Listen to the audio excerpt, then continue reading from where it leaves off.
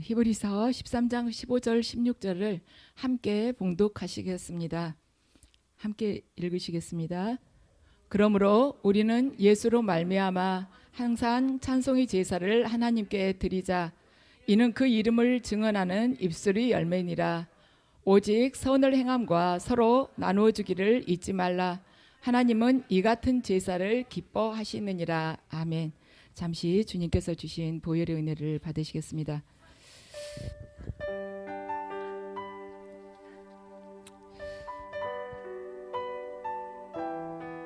아버지, 주홍 같은 저희의 죄악을 양털처럼 희게 하시기 위해서 당신께서 십자가상에서 흘리신 그 보혈의 능력을 지금 이 시간 이 예배 가운데 부어주시옵소서. 나약한 저희들 주님의 보혈로 씻어주시고 채워주셔서 강건한 믿음으로 설 수 있도록 도우시고, 또한 저희 각자의 가정, 가족들, 저희 교회 아버지께서 보혈로 모든 것 덮어주셔서 허약하고 쓰러져가고 약해져가는 그 모든 것들을 다시 마른 뼈가 살아나듯 생기로 충만하게 해주시옵소서. 예수 그리스도의 보혈의 능력에 의지하여 선포하노니 각 가정을 붙잡고 있는 모든 어둠의 세력들은 떠나갈지어다. 예수 그리스도의 보혈의 능력에 의지하여 선포하노니 우리 안에서 세상적인 생각,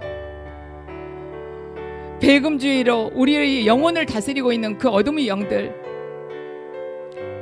보혈의 능력에 의해서 모두가 괴멸될지어다. 예수 그리스도의 피로, 예수 그리스도의 피로.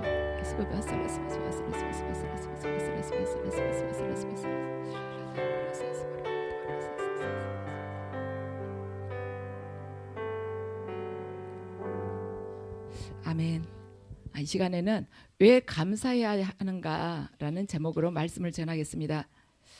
최근에 어느 이제 교수의 그 간증을 제가 우연히 듣게 됐는데, 김성희 교수인데 간호학과 교수예요. 근데 제가 이분의 이렇게 간증을 듣고 나서 마음이 참 무거웠었습니다. 이분은 결혼할 때 남편이 전도사였다고 그래요. 전도사였는데 전도사 월급이 그때 30만 원밖에 안 됐답니다. 그러니까 너무 가정 형편이 어려우니까 이분이 이제 학원 강사로 나가게 됐어요. 그런데 학원 강사로 나가서 일을 하는데 점점점 목소리가 안 나오더래요. 그래서 이게 너무 이제 강의를 많이 하니까 일주일에 40시간씩 하니까 많이 하니까 무리가 돼서 그러나 보다 했는데, 나중에는 이제 거의 아예 안 나오고 온 몸이 아프고, 그래서 병원을 가보니까 후두암 4기로 이제 판정이 나온 것입니다. 그래서 이제 그때 이제 치료를 받으면서 너무 이제 악화된 상태이죠. 치료를 받는 과정에서 집에도 이제 잘 올 힘이 없고 병원에 입원해 있는 상태였는데, 그때 남편이 이제 이 암 치료를 받고 있는데 남편이 이혼하자고 그러더래요. 이유는 뭐냐면 그 교회에 있는 집사님하고 같이 외도를 하게 된 것입니다. 그래서 이제 결국에는 이혼을 하게 됐죠. 그런데 이제 이분 이야기가 사실 남편을 외도한 그 남편을 자기가 미워하지 않고 그 이혼하고 나서도 자기가 얼마나 영적으로 교만했는가, 그것에 대해서 이렇게 회개를 했다고 그랬습니다. 그런데 얼마 지나지 않아서 이 암이, 후두암이 기적적으로 치유가 된 것입니다.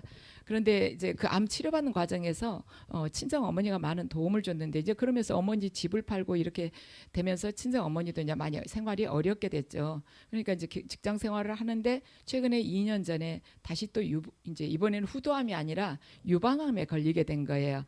그런데 이제 이 김성희 씨가 어머니한테 그렇게 이야기를 한 것입니다. 엄마, 더 이상 엄마 재산을 더 이상 자기 치료에 쓰지 말아달라고.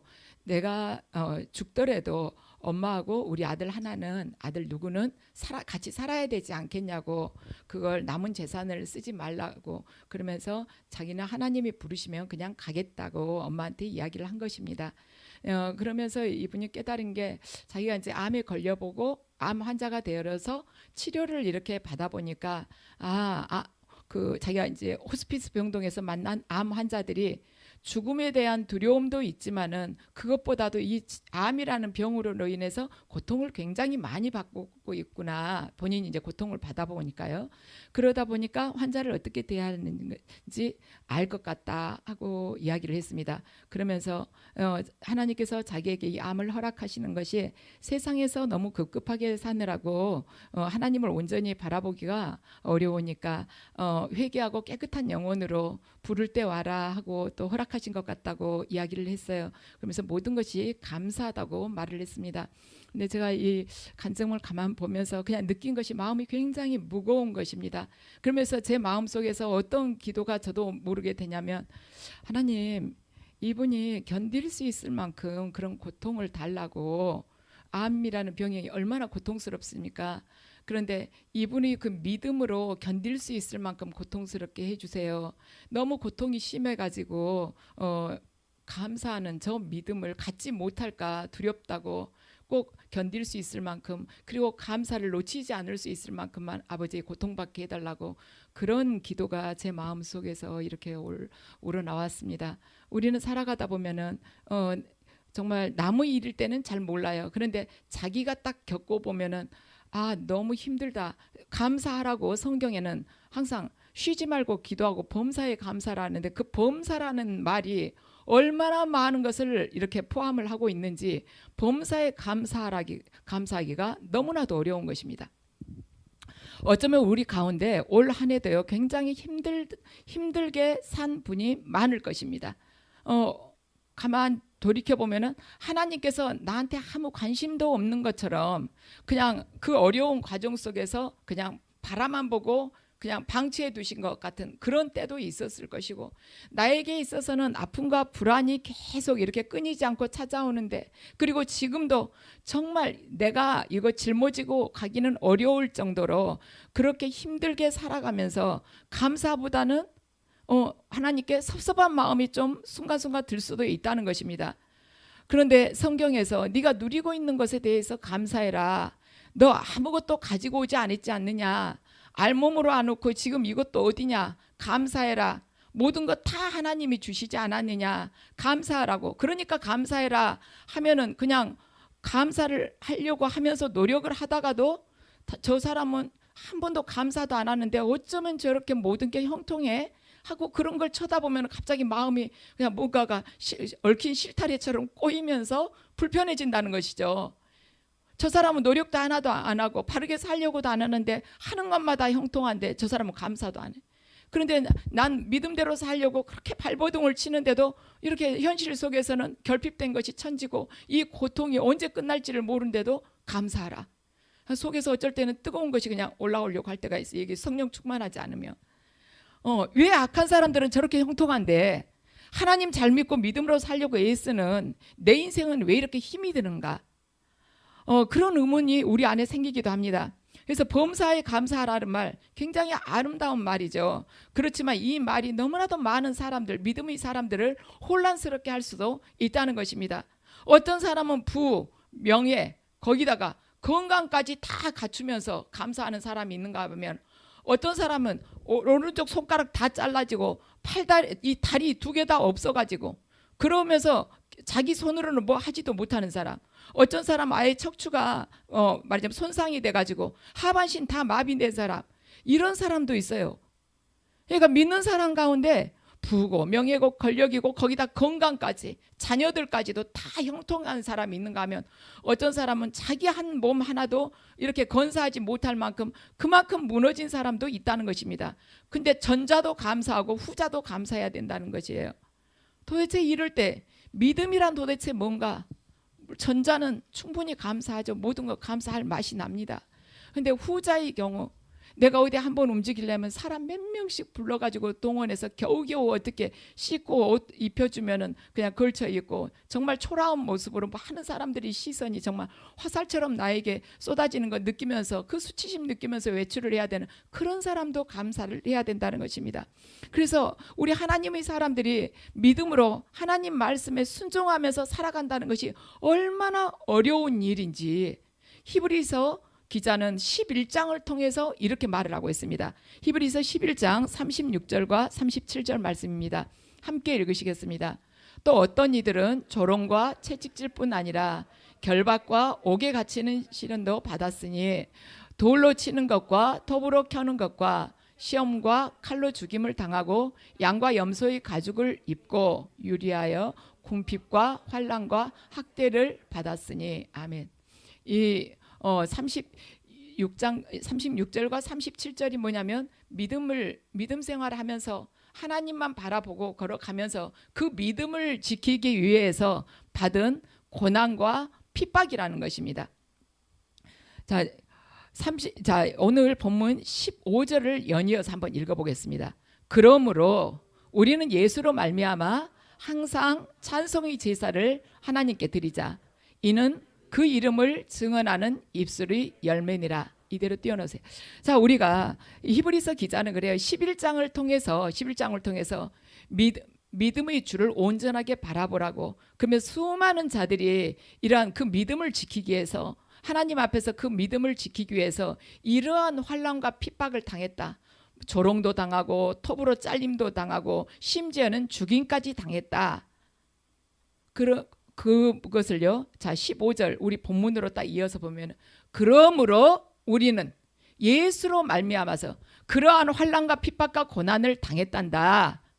믿음의 선조들이 우리에게 주시는 말씀이에요. 그러므로 우리는 예수로 말미암아 항상 찬송의 제사를 하나님께 드리자는 것입니다. 우리가 이 문장을요, 그러므로라고 말하자면 이 접속사를 쓰지 않고 그 앞에서 11장 36절과 37절이 정말 어마어마한 고난이지 않습니까? 불시험이지 않습니까? 그 가운데도 배교하지 않고 목숨마저 내놓으면서도 믿음을 지키려고 하지 않습니까? 그러한 아주 극단적인 믿음 생활을 하면서 최악의 상태, 가장 어려운 그 시간들에 처했는데, 그럼에도 불구하고 우리가 예수로 말미암아서 항상 찬송의 제사를 드리자, 하나님께 드리자, 이렇게 하면 우리가 이해가 가요. 그러한 고난에도 불구하고 예수 그리스도로 말미암아서 감사의 찬송을 우리가 하나님께 드리자, 이러면 우리가 이해가 가는데, 오늘 이 15절은 접속사가 뭐냐면 그러므로라는 것입니다.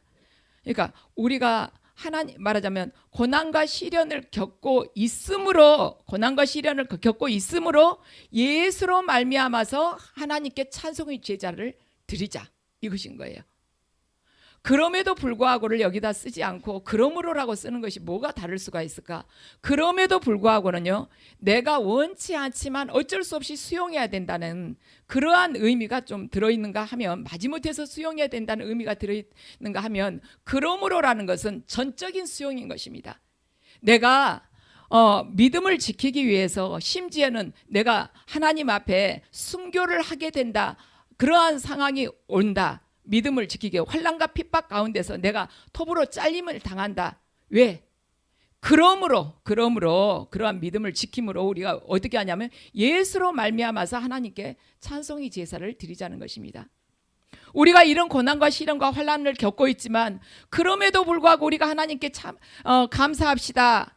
그렇게 우리 할 수도 있을 것 같지만, 그렇지만 지금 본문은 그러므로라 시작이 된 거예요. 우리가 그런 고난과 환난을 당하고 있습니다. 우리가 그런 어려움과 학대를 당하고 때로는 죽임을 당하기도 합니다. 그러므로 우리가 예수께 감사와 찬송의 제사를 드립시다. 세상에 사는 것이 다 그런 것입니다.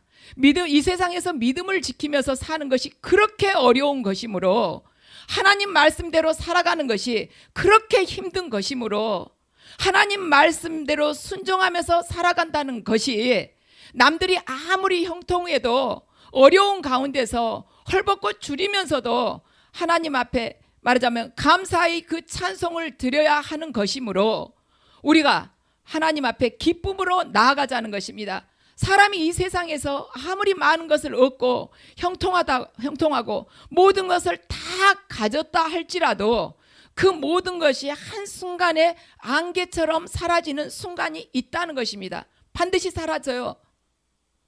우리가 이 땅을 살아가면서 그러한 형통함을 나에게 주었던 그러한 말하자면 그 물질들 아니면 그 위치들, 명예들이 한순간에 사라질 수도 있지만, 하나씩 사라질 수도 있지만, 내가 죽음으로 인해서 한순간에 그것들이, 물질의 세계가 확 다 사라지고 영의 세계가 확 열릴 수가 있다는 거예요. 우리는 아무리 건강해도, 아무리 지금 세상 속에서요, 말하자면 잘 나간다 할지라도, 고속 질주하고 있다 할지라도 우리의 육신은 쇠약해지고 우리 앞에 기다리고 있는 것이 죽음입니다. 그러므로 우리가 예수 그리스도께 찬송을 하자는 것입니다. 한순간에 모든 것이 끝나버린다. 제가 금요일 날도 이야기했죠. 제가 최근에 어떤 이렇게 사고를 이렇게 경험을 하게 됐다고. 그런데 그걸 딱 경험하고서 제가 느낀 것이 뭐냐면, 한순간에 다 사라질 수 있겠구나. 나는 일을 보겠다고 집에서 막 급히, 내 나름대로는 급하게 준비해가지고 나갔는데, 그러니까 집이 다 흐트러져 가지 있죠. 근데 이 흐트러진 상태로 다시는 내가 집에 들어와서 이걸 정리하지 못하는 그런 순간이 있겠구나. 스데반은 하늘문이 열리면서 예수께서 하나님 그 옆자리에서 일어서 가지고 자신을 바라보는 것을 보고서, 주 예수여, 내 영혼을 받아달라고 그렇게 기도하면서 죽었다고 하지만, 우리들 각자에게 있어서 주 예수여, 제 영혼을 받아주십시오 하는 그 한 문장도 말하지 못하고 순간적으로 가버리는 순간이 있다는 것입니다. 그게 누구에게 닥칠지는 모르지만 그런 순간이 있는 거예요. 우리 생각에는 주님 회개합니다, 잘못했습니다, 주님 제 영혼 받아주세요, 이렇게 하고 갈 것 같죠. 그러면서 찬양하면서 하늘의 문 열려달라고 그렇게 찬양할 것 같죠. 그러지 않다는 거예요. 그런 사람이 5%도 안 된다는 것입니다. 그래서 우리가 믿음 안에서 승리를 해야 된다는 거예요. 왜냐, 우리가 지금 이 물질의 세계에서 내가 나에게 처한 그 환경 속에서 내가 고통을 받고 있을 때는 그것이 가장 큰 것 같아요. 그것만 해결되면 다 아무것도 이제는 걱정하지 않을 것 같습니다. 그렇지만 내가 죽음 앞에 딱 서보면 죽음이라는 그 터널을 잠깐이라도 한번 지나가 보면, 그게 아무것도 아니었는데 내가 왜 그렇게 걱정했었지, 왜 염려했지, 왜 하나님 앞에 그 시간에 그 찬송의 제사를 드리지 못했지, 왜 내가 하나님과 더 함께 이렇게 교제하는 데다 시간을 들이지 못했지, 내가 왜 하나님 앞에, 하나님께서 그렇게 하루 24시간이라는 시간을 주셨지만 그분 앞에 무릎 꿇고 기도를 그렇게 드리지 못했지, 왜 내가 그렇게 말씀을 사모하지 못했지. 한번 그걸 딱 건너오고 나면 내 삶 속에서 정리해야 될 것이 무엇인지를 알게 되는 것이고, 내가 죽음 이후에도 계속 영원히 지속될 수 있는 것이 눈에 보이고, 아니면 죽음과 동시에 모든 것이 한순간에 사라지게 될 것이 확연하게 분별이 된다는 것입니다. 그래서 지금 우리가 힘들지만, 지금 우리가 이러한 어려움과 학대와 때로는 죽음의 위협을 믿음으로 인해서 받기도 합니다. 그렇지만 주님께서는 우리에게 말씀하세요. 너희들이 믿음으로 인해서 고난과 환난과 박해를 받게 된단다. 그러므로 너희들이 예수 그리스도께 찬송의 그 제사를 드려라 하고 말씀을 하시는 것입니다. 우리는 예수 그리스도께서 단번에 완전한 속죄제를 하나님께 드렸기 때문에 그리스도의 대속의 그 공로를 힘입어서 이제는 하나님 앞에서 우리가 계속해서 그 속죄 제사를, 구약에서처럼 속죄 제사를 드릴 필요가 없습니다. 그렇지만 예수 그리스도의 보혈의 공로로 인해서 우리가 죄 사함을 받고 하나님과 화목하게 되었기 때문에 이제는 그 구원의 길을 예수 그리스도 안에서 열어주신 하나님께 계속 그 은혜를 감사드리는 것이 합당하다는 것입니다. 이걸 우리가 많이 잊어버리고 살 때가 많죠. 그렇지만 히브리서 기자는 우리들에게 날마다 당연히 하나님 은혜를 계속해서 감사하고 찬송하는 제사를 드리라고 지금 권면을 하고 있는 것입니다. 예수를 믿는다고 돌에 맞아서 피투성이가 되었는데, 광야에서 유리하면서 양과 염소의 가죽을 뒤집어 쓰고 광야에서 유리하면서 굶주리면서 말라 죽어갔는데도 그렇게 감사를 할 수가 있는가? 어떻게 주님께 찬송의 제사를 드릴 수가 있지? 어떻게 굶주리면서 어떻게 지금 피가 마르는 듯한 현실 속에서의 그 문제를 가지고 있으면서 어떻게 주님께 감사를 할 수가 있습니까? 어떻게 찬송의 제사를 드릴 수가 있습니까?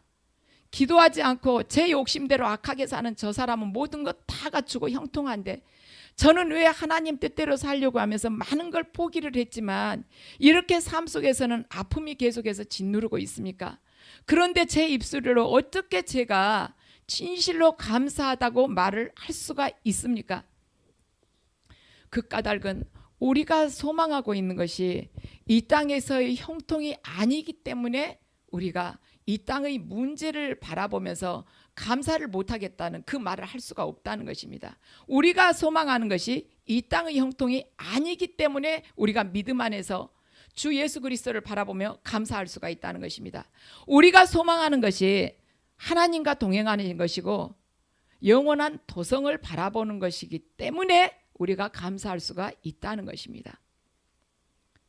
이 이야기를 들으면 어쩌면 한편으로서는 속이 상할 수도 있어요. 지금 내가 삶 속에서 날마다 부딪혀야 되는 것은 현실적인 문제인데 맨날 하늘만 쳐다보라는 것이냐. 그러면 해결이나 해주고 쳐다보러 그러지. 내 문제는 그럼 누가 해결해 주나. 이런 생각이 여러분 들면서 그냥 화가 조금 나려고 하죠. 그런데 저도 보통 때는 솔직히 말하면 지금 너무 힘든 문제가 있는데 계속해서 영원한 도성만 쳐다봐야 된다는 것이 지금 문제는 누가 이 문제로 인해서 받는 고통은 누가 받습니까? 내 자신이 받고 있는데 바라보기는 하늘을 바라보면서 감사를 하라 할 때는 어쩔 때는 그냥 속이 상할 때가 있어요. 그런데 제가 이번에 딱 차 사고를 한번 겪고 나니까 그 말씀이 진리다. 여러분 성경 100일 성경 통독방 다 끝났죠?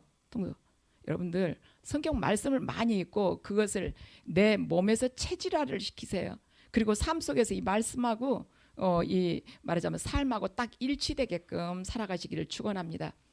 자꾸 읽어야지 그것이 자기 것이 되고 삶으로 그것이 나도 모르게 행동으로 흘러나오게 돼요.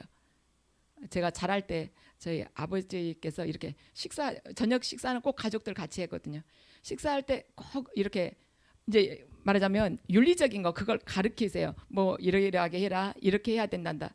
그런데 그게 딱 한 번씩만 하는 것이 아니라 한 달 후면 그 이야기 또 하고 또 하고 계속 반복할 때 나는 어른 돼갖고 절대로 잔소리 안 해야지. 제가 그런 생각을 했어요. 그런데 지금 이제 살면서 떠오른 게 그때 반복해서 계속 들었던 그 이야기가 삶 속에서 저도 모르게 이렇게 떠오르면서 이렇게 삶의 어떤 방향을 결정하는 데 도움을 주기도 한다는 것입니다. 그런데 정말 이제 제가 이번에 그 일을 겪고 나니까 하나님 말씀이 변함없는 진리다. 정말 영원한 세계, 하나님 나라, 하나님 말씀 그것만이 영원한 것이지 이 물질의 세계는 0. 몇 초면 끝나버릴 수가 있는 것이구나. 뭐 좋은 집이 뭐며 좋은 차가 뭐며 좋은 옷이 무슨 의미가 있겠습니까? 한순간에 내가 죽어버리면 회개할 시간도 없이 그 순간에 즉사를 해버리면 그게 다 무슨 의미가 있겠습니까? 딱 그걸 거치고 나니까 그동안에 제가 염려하고 걱정했던 그 시간들이 너무나도 아까운 것입니다. 이렇게 끝나버릴 수가 있는 것인데 왜 내가 그 염려한 시간에 하나님을 찬송하거나 하나님 앞에 그 기도드리거나 말씀을 묵상하지 못하고 왜 헛된 것에다 내가 시간을 낭비했을까? 그런 생각을 해봤습니다. 그래서 우리가 지금 삶 속에서 내 문제를 봤을 때는 너무 큰 거예요. 그렇습니다. 문제는요 동전하고 똑같아요. 500원짜리 동전. 그 500원짜리 동전 눈에다 갖다 대면은 어때요? 안 보이죠. 아무리 태양이 커도 문제를 가지고 우리가 염려를 하다 보면 하나님이 보이지 않는 것입니다. 우리가 소망이 이 땅에서 형통한 것이 소망이 아니기 때문에 지금 감사를 할 수가 있는 거예요. 우리는 보이지 않는 세계를 소망을 하는 것입니다. 그 하늘나라를 소망을 하면서 살아가기 때문에 현실 속에서 어떤 문제들이 산적해가지고 육의 눈으로 보면 내가 거기에 눌려서 질식할 것 같지만 하늘나라를 보면서 우리가 찬송의 제사를 드릴 수가 있다는 것입니다. 그래서 예수를 통해서 하나님께서 나를 절대로 버리지 않으실 거라는 그러한 확신을 가질 때 예수 그리스도를 통해서 하나님께서 나를 어떤 상황 속에서도 버리시지 않을 거야. 이 확신을 가질 때 내가 현실의 어떠한 문제들 정말 난공불락이다 하는 문제가 내 앞에 있다 할지라도 감사를 드릴 수가 있다는 것입니다. 왜냐하면 우리는 보이는 세계를 사모하는 것이 아니라 보이지 않는 저 하늘이 도성을 바라보고 걸어가기 때문이죠. 그래서 감사하지 못하는 것은 내게 문제가 있는 것이지 하나님한테 문제가 있는 것이 아닙니다.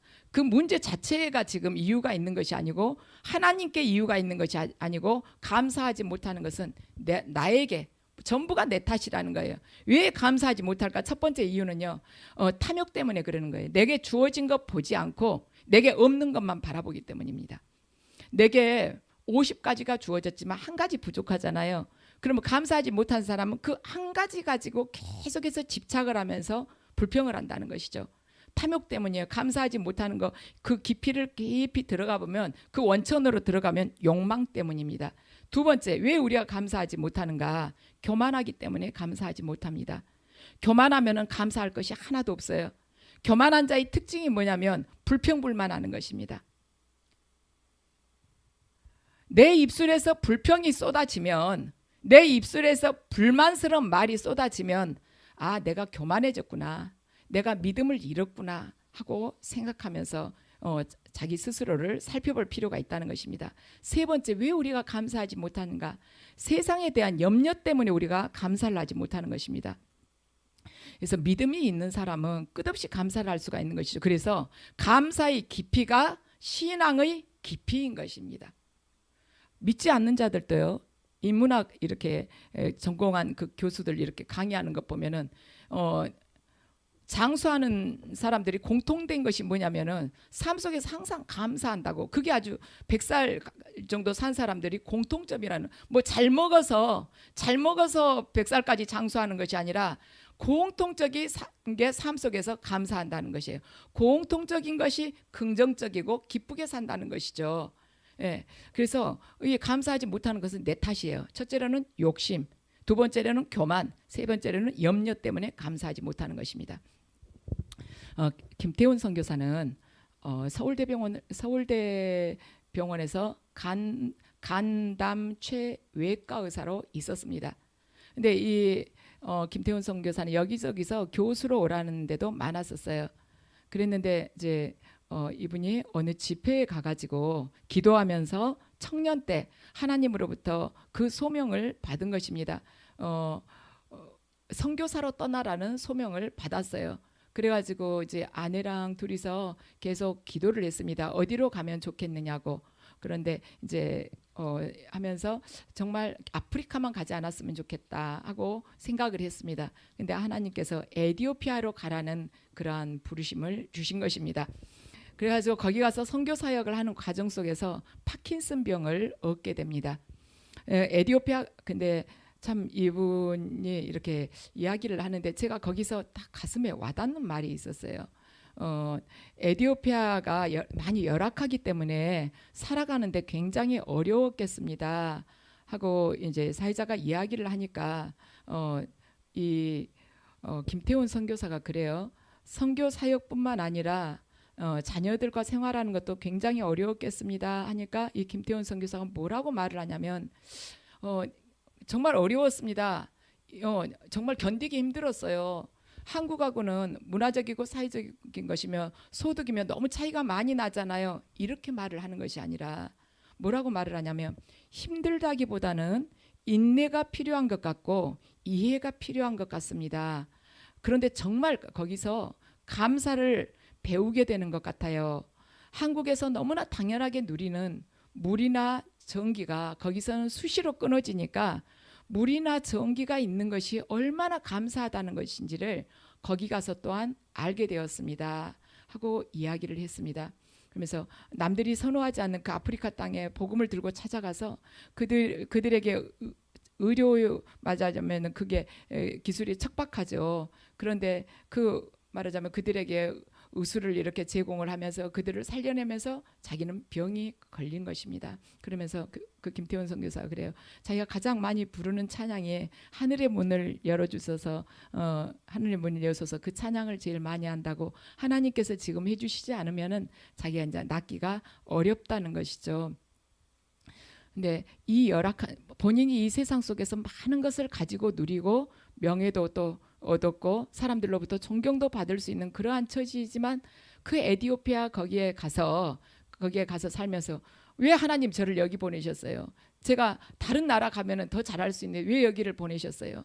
그렇게 하지 않고 그 아이들까지 거기 데리고 가가지고 어렵게 살면서 하는 이야기가 힘들다기보다는 인내가 필요한 것 같고 이해가 필요한 것 같다고, 그러면서 감사하다고 말하는 것을 제가 듣고서 정말 이분이 겸손하시구나. 너무너무 힘들어요. 거기 우리나라하고 너무 차이나 이러지를 않고 그 멸시하지 않고 이해가 필요한 것 같고 인내가 필요한 것 같습니다. 얼마나 인내가 필요했으면 그 말을 했겠습니까? 얼마나 힘든 시간이 많았으면 그랬겠습니까? 그러면서 하나님께 감사하는 것을 보고 제가 참 마음에 울림을 받았습니다. 자, 16절을 함께 읽으시겠습니다. 16절. 예. 오직 선을 행함과 서로 나누어 주기를 잊지 말라. 하나님은 이 같은 제사를 기뻐하시느니라. 아멘. 이 16절을 보면 뭐냐면 감사가 삶 속에서 행함으로 나타나야 된다는 것입니다. 너희들 감사하니? 그러면 삶 속에서 선을 행해, 서로 나누어줘, 구제를 해. 하나님은 이 같은 제사, 삶 속에서 너희들이 직접 너희들이 소유를 나눠주고 그들과 공유하는 것, 그걸 기뻐하신단다, 이런 말이죠. 이게 바로 제사라는 것입니다. 삶 속에서 그들에게, 어려운 자들에게 함께 나누는 것. 그래서 우리가 선을 행하고 다른 사람들에게 이렇게 가진 걸 나누어 주는 것이 자칫 공적이 되어서 이것을 제가 드림으로 인해서 하나님 앞에 제가 심었으니 심은 대로 거두리라고 말씀하신 하나님, 이 제가 드리는 것이 축복의 씨앗이 되어서 이 세상에서 꼭 형통하게 해 주시옵소서 하는 그런 식으로 드리라는 것이 아니라, 우리가 바라보는 것은 영원한 하나님의 나라이기 때문에 그 영원한 하나님의 나라를 바라보면서 지금 이 땅에서 버겁게 살아가는 사람, 지금 이 땅에서 헐벗고 줄이고 결핍되면서 살아가는 그 사람들에게 나누라, 같이 공유하라, 그러한 의미로 지금 말씀을 하고 있는 것입니다. 너희들이 심으면은 반드시 30배, 60배, 100배로 하나님이 갚아주실 거야. 그걸 기대하고 씨를, 축복의 씨앗을 심는 것이 아니라 이 세상 속에서 정말 힘들지만 영원한 하나님 나라를 바라보고 살아가는 그 이웃들, 그들을 바라보면서 너희의 소유를 나누어 주라는 것이에요. 이 세상 살아가는 것은 굉장히 힘든 것입니다. 그렇지만 우리가 주목하고 있는 것은 이 세상이 아니라는 것입니다. 저와 여러분은 어느 정도 살았기 때문에 대강 알고 있어요. 항상 우리 연말이 되면은 연말쯤 아니면 하반기쯤 되면 내년에는 좀 더 나아지겠지, 그 생각을 하죠. 조금만 더 지나면은 나의 이 아픔, 이 어려움들 좀 더 회복이 되겠지. 조금만 있으면 경제적으로 좀 더 여유로워지겠지. 조금만 더 있으면, 좀만 더 시간이 지나다 보면 하나님께서 나에게 마음의 평안을 주시고 여유를 갖도록 해주시겠지. 이러한 것들을 우리가 원할 때가 많습니다. 이것이 정말 우리들이 원하는 것이에요. 이것이 정말 우리들이 원하는 것이기는 하지만 편안한 삶이 우리들이 궁극적인 목적은 아니라는 것입니다. 지금까지 연말이 되어가면 그러죠. 내년에는 더 나을 거야. 좀 더 나아지겠지. 우리 계속 그렇게 하면서 그 소망을 품고 살아오지 않았습니까? 물론 그런 소망을 품고 사는 것이 당연한 것이죠. 그렇지만 이것이 편안하고 안락하고 행복한 삶이 우리들 각자의 궁극적인 목적이 되지는 않는다는 것입니다. 세상 속에서 견디기 어려운 문제들을 만날 때마다 이래서 하나님께서 나에게 당신의 아들, 그 독생자 예수 그리스도를 나에게 이래서 주셨고, 어려운 일을 만날 때마다 하나님께서 단 하나뿐인 그 예수 그리스도 독생자를 나에게 주셨고, 우리가 주목하고 바라는 것은 지금 잠시 있다가 없어질 그런 세상이 아니라 보이지 않는 영원한 하나님 나라이기 때문에 내가 지금 고통받고 힘들고 앞이 보이지 않는 캄캄한 이 현실 같지만 나는 이 가운데서도 감사히 찬송의 제사를 드릴 거야. 그분 앞에 감사를 드릴 거야. 이 마음으로 살아가게 된다는 것입니다. 지금 이 어려움을 견디어내라고, 이 환난 중에 예수 그리스도를 붙들고 하나님께서 그 붙들고 믿음으로 승리하라고 그분께서 나에게 아들을 주셨다는 것입니다.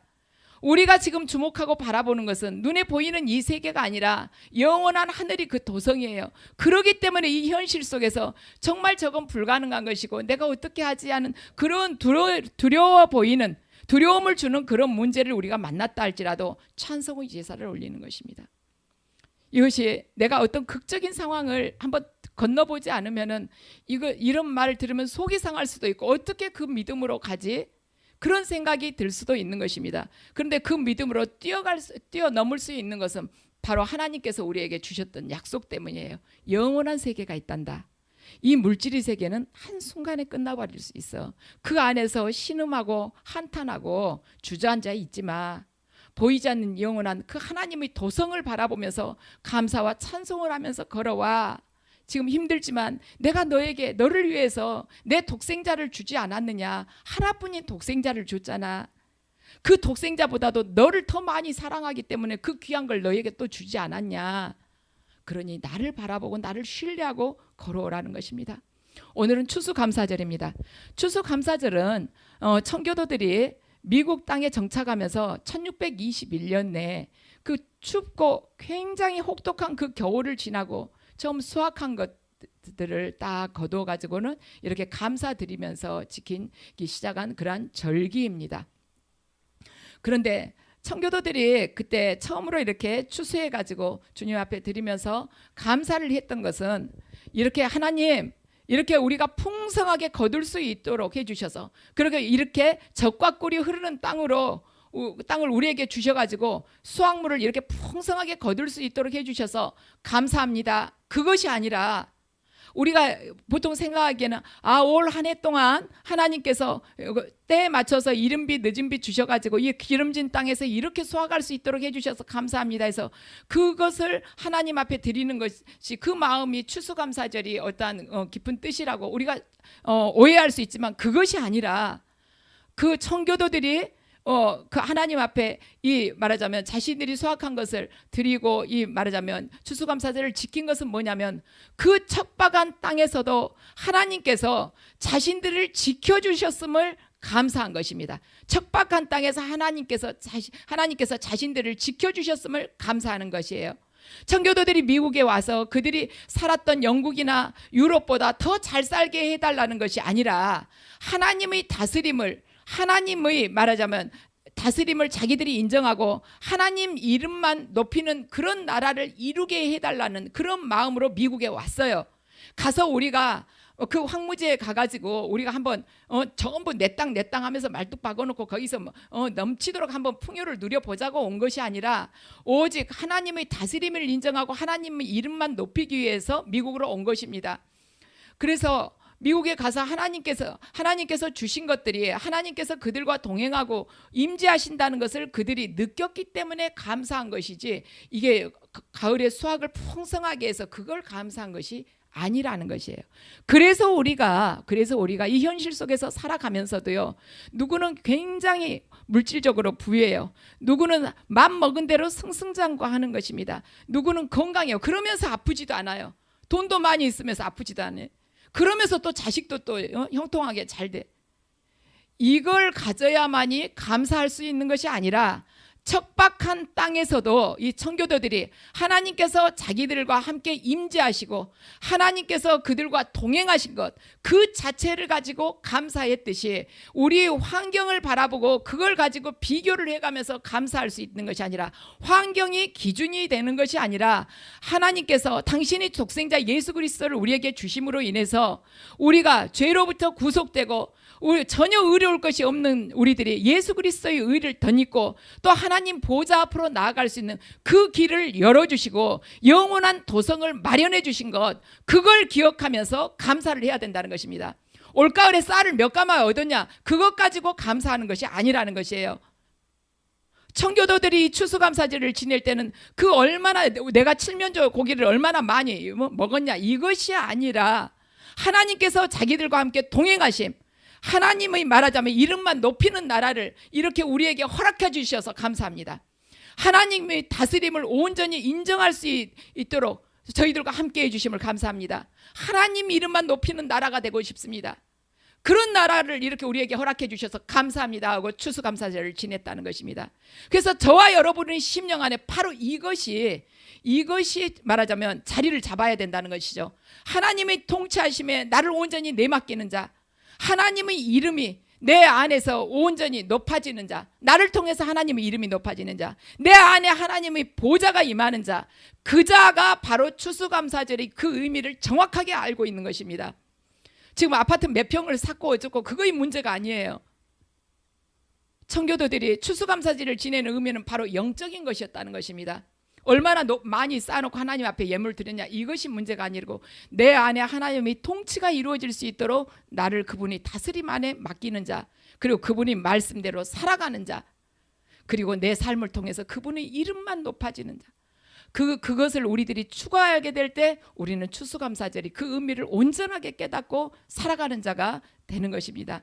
그래서 지금 삶 속에서 어쩌면 좀 아픔이 있을 수 있어요. 찌르는데 왜 안 아프겠습니까? 짐이 무거운데 왜 안 무겁겠어요? 내 이 육체는 한계가 있는데 왜 그게 무거움을 못 느끼겠습니까?